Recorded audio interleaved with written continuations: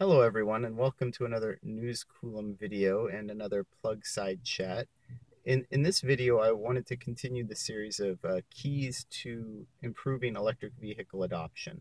Now I know some of you have mentioned your opinions on things that you think would be the most important factor, and we'll get to those, but I'm sort of going in order that the options were presented to the focus group that I was a part of.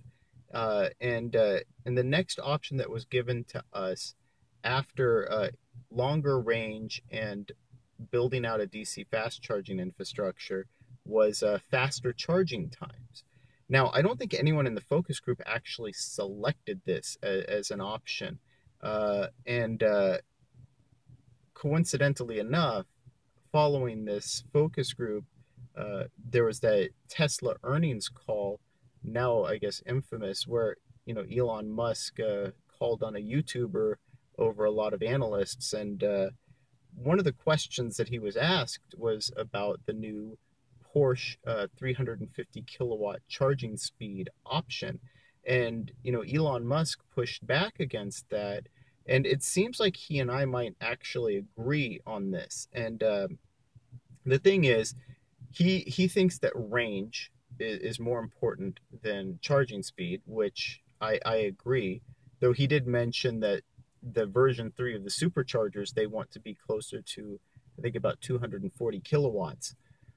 And I agree with that as well, especially since the way they have their cabinets set up, it would make a lot of sense to essentially double the charging rate of their superchargers, because most of their cars currently charge at 120 kilowatts, uh, upper limit, most of them around that. So it would make sense that you could split 240 kilowatts over two stalls, and then that would let one uh, individual, like a newer Tesla, right? Maybe the Roadster can charge at 240 kilowatts.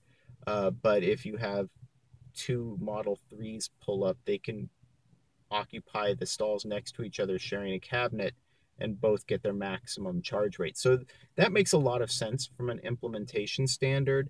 Um, but I also sort of agree with him that, so Porsche's chasing this 350 kilowatt standard, and consider that, right? That means that on an efficient electric vehicle, you're maybe getting 25 miles per minute of charging. Well, uh, just an average gasoline powered vehicle, at a gas pump, you're getting about 100 miles per minute of pumping gasoline. So even if you implement this Porsche 350 kilowatt standard, it's really not going to be that comparable to gasoline. I mean, what it would be comparable to is hydrogen fueling, which would take about 15 minutes to fill a 300 gallon or a 300 mile hydrogen tank. Uh, so it'd be comparable to that, but it still wouldn't compare to gasoline. So you're chasing this standard that you're never really going to achieve anyway.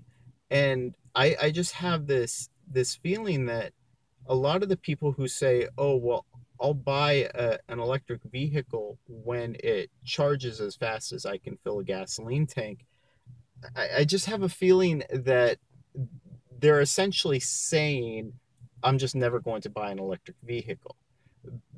Because what happens is, okay, maybe Fisker figures out solid state batteries and they come up with these megawatt chargers, right?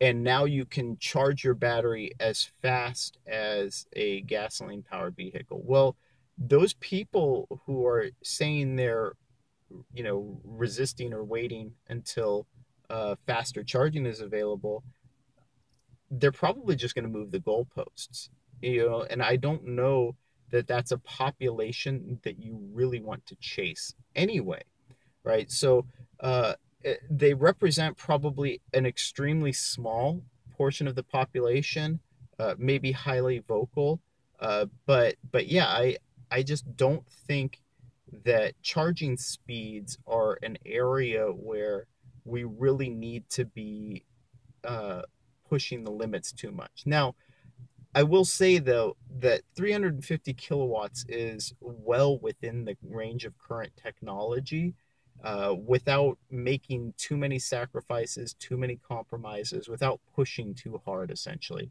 We already have and I guess I got corrected on the pronunciation, the Chicopee uh, Electrify America site where they have the 350 kilowatt chargers in place. Fine, we have that standard, 20 to 25 miles per minute of charging. That's very convenient as far as electric vehicles are concerned. Uh, but that should be good enough, right? Electric vehicles are already far better than internal combustion engine vehicles at almost everything. Uh, so you can concede, 1 point to gasoline powered vehicles, and I don't think it's going to matter uh, that much in terms of adoption.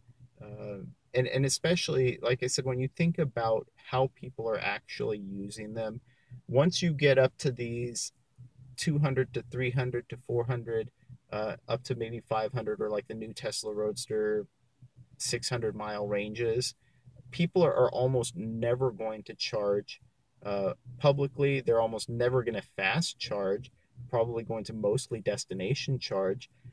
So even if you're chasing the standard of these higher speed, faster chargers, they're rarely going to be used. So yeah, I just don't think it's much of it's an area where we should be spending much in the way of time or much in the way of resources. I think it's far more important to get high concentration DC fast charger sites out than it is to try and build out a bunch of ultra fast DC chargers.